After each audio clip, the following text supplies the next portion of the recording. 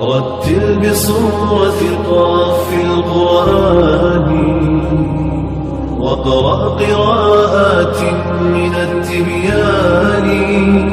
عليكم ورحمة الله وبركاته. نحمده ونصلي على رسوله الكريم اما بعد. آج میں آپ کے سامنے قرآن مجید کے تعلق سے چند اہم باتیں بیان کرنا چاہتا ہوں. امید ہے کہ آپ میری باتوں کو دھیان سے سنیں گے. میرے پیارے بھائیوں، اللہ کے رسول صلی اللہ علیہ وسلم نے فرمایا، تم میں سب سے بہتر شخص وہ ہے جو قرآن سیکھے اور سکھائے.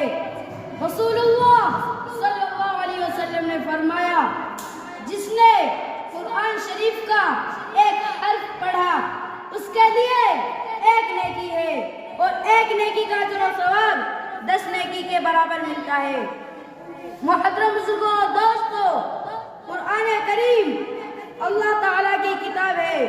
اس کو سیکھنا، اس کو پڑھنا اور اس پر عمل کرنا بڑی عبادت ہے اور بڑے اجر و ثواب اور خیر و برکت کا ذریعہ ہے.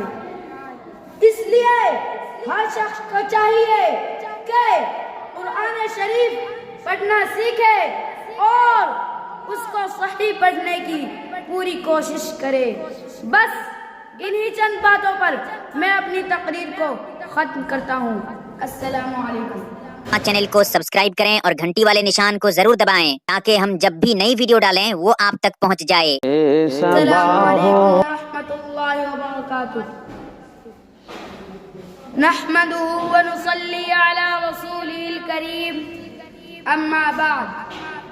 محترم بزرگوں اور دوستو، آج میں آپ کے سامنے قرآن مجید کے تعلق سے کچھ باتیں بیان کرنا چاہتا ہوں.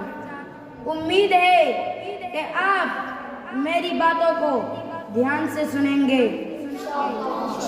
میرے پیارے بھائیوں، اللہ کے رسول صلی اللہ علیہ وسلم نے فرمایا، قیامت کے دن صاحب قرآن یعنی حافظ سے کہا جائے گا کہ قرآن شریف پڑھتا جا اور جنت کے درجوں پر چڑھتا جا اور ٹھہر کر پڑھ جیسا کہ تو دنیا میں ٹھہر کر پڑھتا تھا.